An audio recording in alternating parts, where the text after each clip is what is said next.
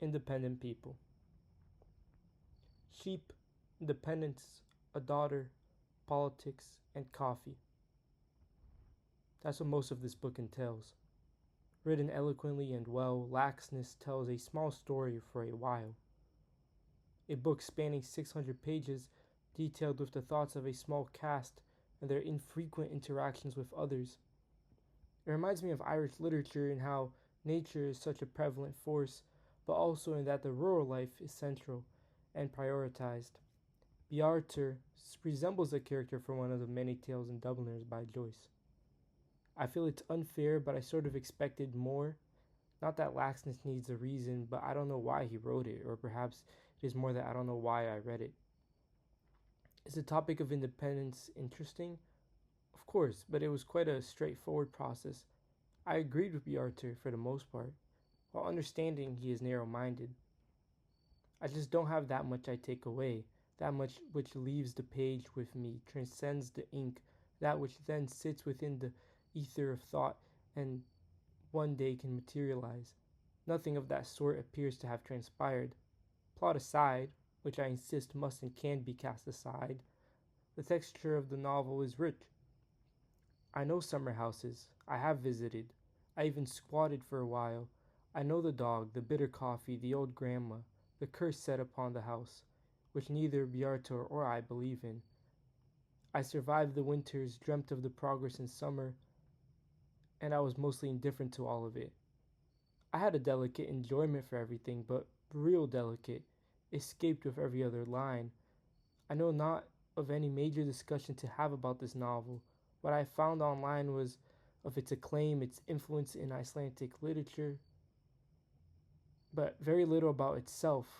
I'll finish with a few quotes from the book. Take my word for it, freedom is of more account than the height of a roof beam. I ought to know. Mine cost me 18 years of slavery. The man who lives on his own land is an independent man. He who pays his way is a king. He who keeps his sheep alive through the winter lives in a palace. Or, for example, I stood then where I stand now, and that I consider it the height of vanity for a farm laborer and smallholders to bother themselves a whit bigger by meddling with the affairs of the great. I buy it, it being my opinion, that freedom and independence is a question of not being in anyone's debt and of being one's own master. And many and so quotes about freedom and more. Brautigan. I have read 2 novels by Brautigan recently and have 2 more to read. A Confederate General from Big Sur and Dreaming of Babylon.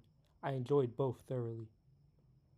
I saw a video once, booktuber, speaking on how he was submitting to literature, allowing the current book to point to the next one. That was a while ago. I didn't listen to him. A little less of a while ago, I watched an amazing documentary called Tarpon. It was about a fish, and simultaneously about 3 American authors who liked fishing. Brautigan was one of them. His physiognomy made him the least interesting to me, but on eBay his omnibus made it the most accessible, and also the titles were well regarded. I read The Confederate General from Big Sur first. The standout feature of Brautigan so far has been his wit and humor. He's an incredibly accessible writer when it comes to prose, and even lets his genius shine in what he says and not how he says it. He has lines and dialogues that you could read to someone in isolation and they still hit the mark. For example, Lee Mellon had blurted out in a flurry of drunken speech the trouble we'd had with frogs, and Elaine, as fast but coherently, said, "I'll get an alligator." And she did. She went down to the pet shop and came back with 2 alligators. We asked her why she'd gotten 2 alligators, and she said they were on sale. Prior, I thought that prose of this kin to not be in communion with literary fiction, but it seems it is. Brautigan is cool. That sums it up. Even his characters are cool. They get girls, talk smooth, don't stress, and don't seem to work either. Dreaming of Babylon was also fantastic. What a horrible detective. Sorry that had to come next. This time, Brautigan is adding a curveball in his narrative in a postmodern fashion, comically yet cleverly mimicking the crime noir of B-rate literature. I think that's ultimately what Brautigan does, which designates him a corner of American literature. He takes that pulp fiction garbage of the masses and does it without the garbage. Takes what makes them entertaining, places it within great prose, and then can even add some highbrow literary devices and techniques. I gotta recommend Brautigan to my non-reader friends. Cormac McCarthy, All the Pretty Horses. I took a lot of books on this trip. I knew I wouldn't finish them all, and I didn't think I'd enjoy them all either. Out of the ones I did read, they were all good, but one was incredible. I have read a Cormac McCarthy book, The Road, a book which is horrendous.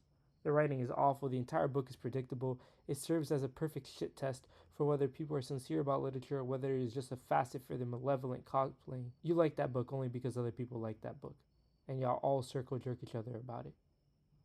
Anyways, with that being said, I was very reticent to apply this criticism to the author entirely, and even more worried to actually read something else from someone so beloved for his writing, so much so that certain stains on his fabric simply get tucked into the trouser. All the Pretty Horses is everything. It's not genius in structure or anything fancy. It's just another banging story written well. The hero of the story is Rollins, because McCarthy made him a subordinate to Cole, and the meek shall inherit the earth.